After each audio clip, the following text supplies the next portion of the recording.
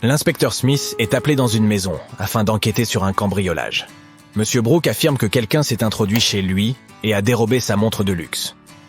Lorsque le détective arrive sur les lieux, il constate que la porte d'entrée est ouverte et que des traces de pas boueuses mènent droit au salon. Il remarque également qu'il y a de la boue dans les escaliers. Après avoir fait le tour de la maison, l'inspecteur Smith comprend rapidement qui est le voleur. Il monte à l'étage et interpelle le fils de Monsieur Brooke. « Pourquoi fait-il cela selon toi ?»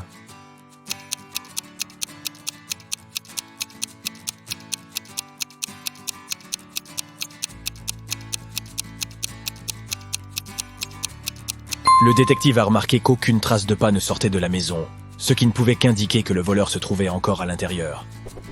4 amis sont sortis déjeuner, regardent attentivement l'image et essayent de deviner lequel d'entre eux est le plus riche.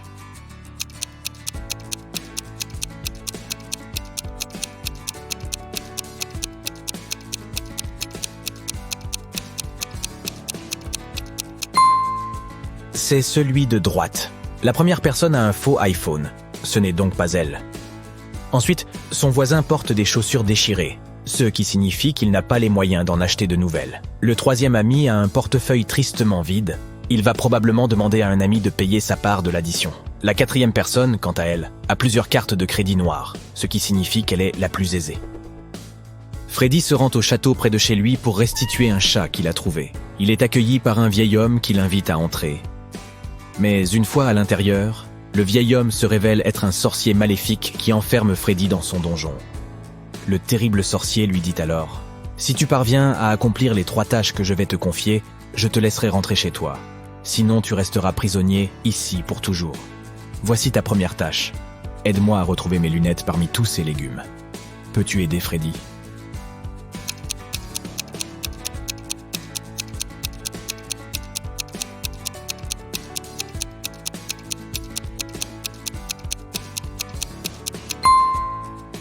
Les voici, juste à côté de la citrouille. Pour l'épreuve suivante, Freddy doit concevoir une potion et les ingrédients doivent impérativement être ajoutés dans le bon ordre. Le sorcier donne à Freddy un morceau de papier sur lequel la recette est inscrite. Peux-tu aider Freddy à préparer cette potion ?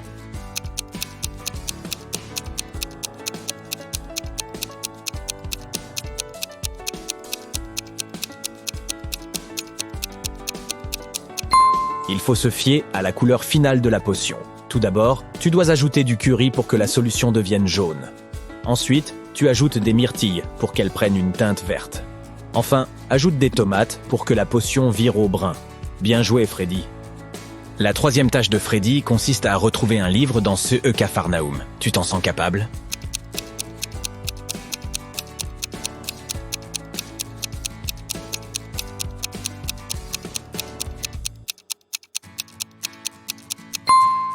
Il est posé juste ici, derrière le lampadaire. Félicitations, tu viens d'aider Freddy à retrouver sa liberté. Vendredi, Sam et Peter sont allés dîner dans un restaurant. Après le repas, l'addition a été payée. Mais Sam et Peter n'ont rien déboursé. Alors qui a payé pour eux ?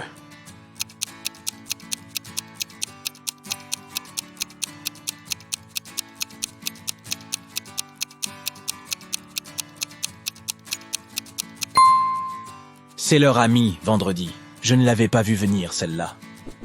Albert se réveille dans le grenier d'un vieux manoir abandonné. Il essaie de trouver un moyen de s'échapper.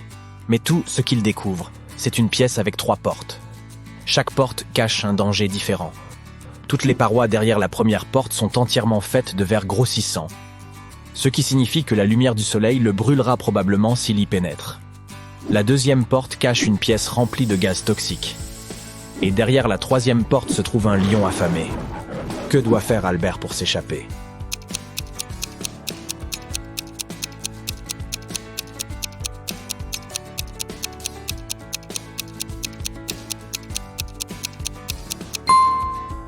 Il devrait attendre la nuit et passer par la première porte. Sidonie a raconté à sa mère que son équipe de gymnastique irait en excursion pour le week-end. Elle lui demande de l'aider à préparer son sac pour le voyage. Sa mère prépare tout CE dont elle estime que sa fille aura besoin. Lorsque Sidonie rentre de week-end, elle raconte à sa mère tout ce qui s'est passé pendant le voyage. Mais au cours de la conversation, elle lui demande pourquoi elle n'a pas pensé à lui donner de brosse à dents. Sa mère comprend immédiatement que Sidonie lui a menti sur l'endroit où elle a vraiment passé le week-end. Comment cela se fait-il ?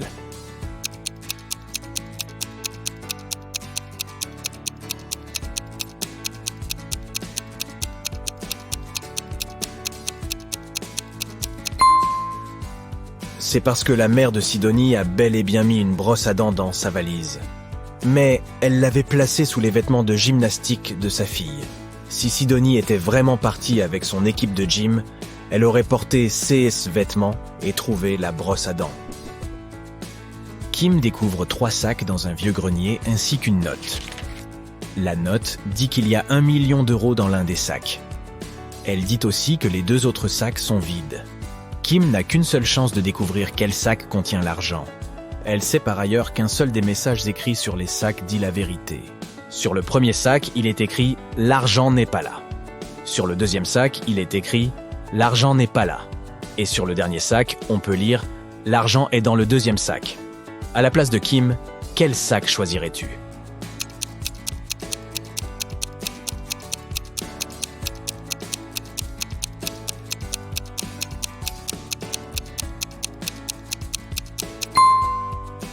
Il faut choisir le premier sac. Si un seul des indices est vrai, c'est forcément là que se trouve l'argent. Becca vient de rentrer d'un voyage de 2 semaines en Égypte. Au cours de son périple, elle a acquis une magnifique émeraude qu'elle veut montrer à certains de ses amis. Elle décide d'organiser une fête pour ses amis les plus proches. Le lendemain, elle s'aperçoit que l'émeraude a disparu. Becca décide immédiatement d'appeler un détective pour l'aider à retrouver le voleur. Elle lui montre les photos qu'elle a prises la veille. Le détective y jette un rapide coup d'œil et comprend très vite qui est le voleur. Regarde ces photos. Comment le détective a-t-il trouvé le coupable ?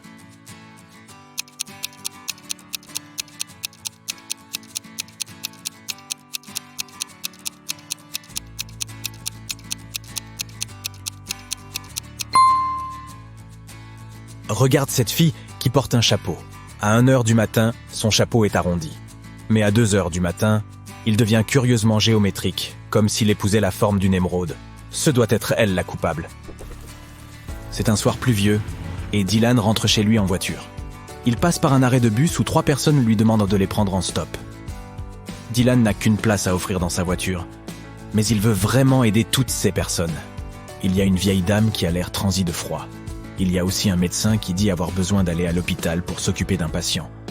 Et une femme pour laquelle Dylan a le béguin. Comment Dylan peut-il s'arranger afin de venir en aide à tout le monde ?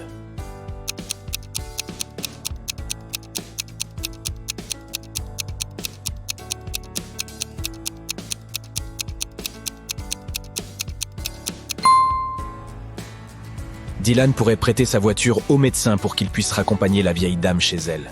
Il pourrait ensuite attendre à l'arrêt de bus avec la fille de ses rêves jusqu'à ce que le médecin revienne et lui rende sa voiture. Suzanne a appris que son groupe de musique préféré donnait un concert privé pour des clients VIP dans un club luxueux.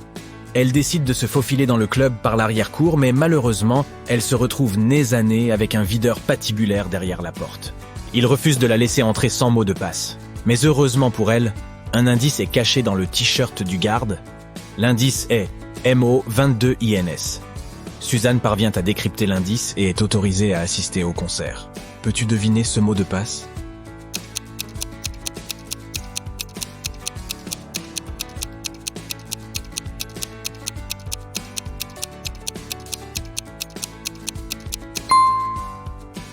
C'était en moins de 2.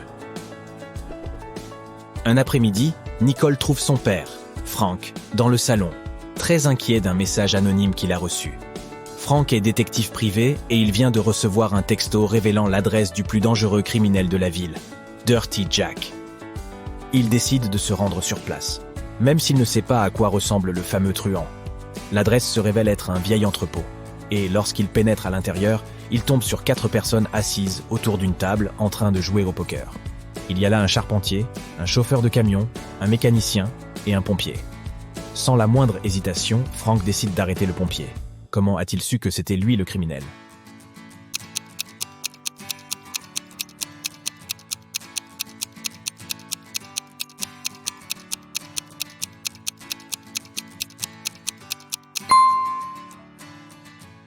Le pompier était le seul homme dans la salle. Les autres joueurs de poker étaient des femmes. Bobby et Rachel décident d'aller prendre un café. Mais lorsque leurs commandes arrivent, une mouche barbote dans le café de Bobby. Il appelle le serveur et lui demande de changer sa tasse.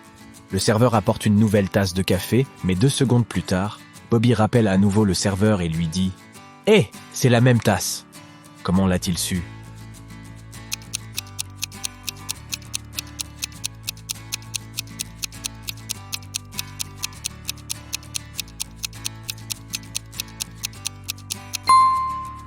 Bobby a tout compris car il avait mis du sucre dans son café, et lorsqu'il a goûté celui de sa nouvelle tasse, il y avait déjà du sucre à l'intérieur.